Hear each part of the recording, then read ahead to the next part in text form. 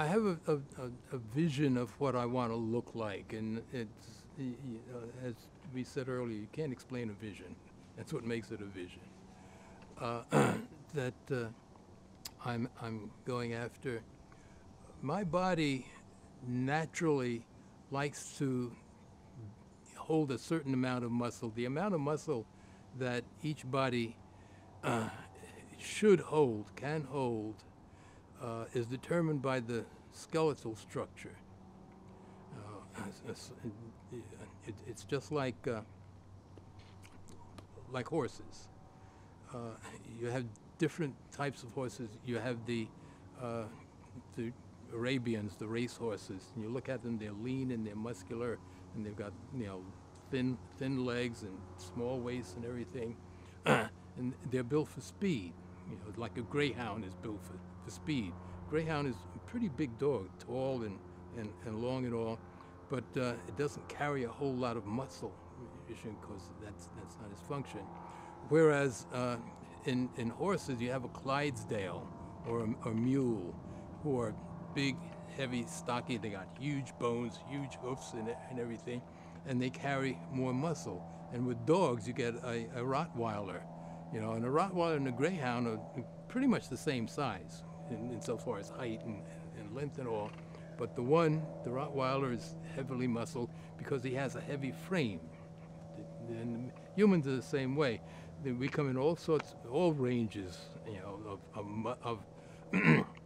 of skeletal structure. And depending on that skeletal structure, we can hold different amounts of muscle. My skeletal structure holds about 185 pounds of muscle just comfortably without me pushing it one way or another. And it looks right to the eye.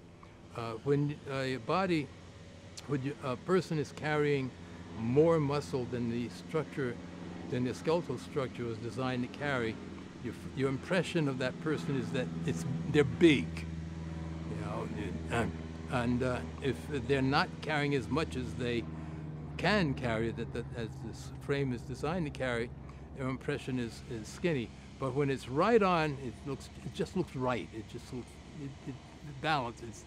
It's right. It's good. And mine is right on, right about 185, right in that area there.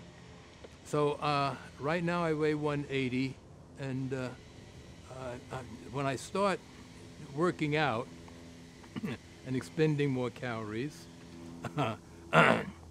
and stressing the body by using more weight than it's comfortable using, it will respond. That survival mechanism will kick in, and it will respond by getting stronger, so it can handle that weight without being stressed.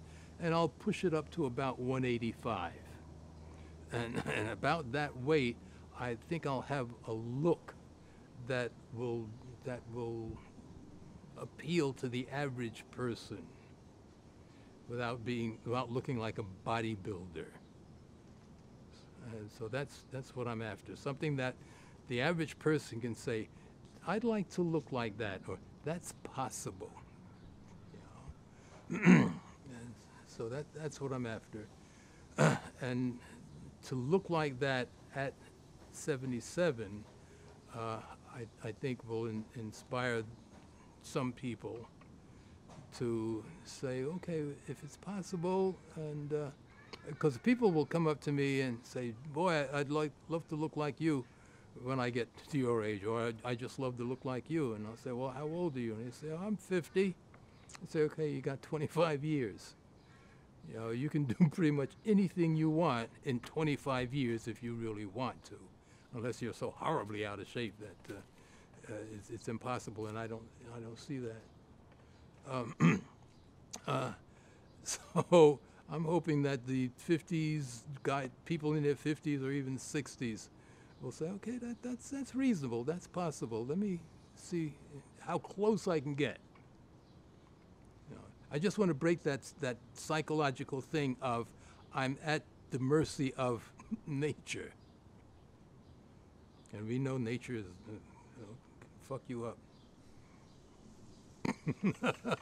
Yeah. That damn nature boy, just horrible.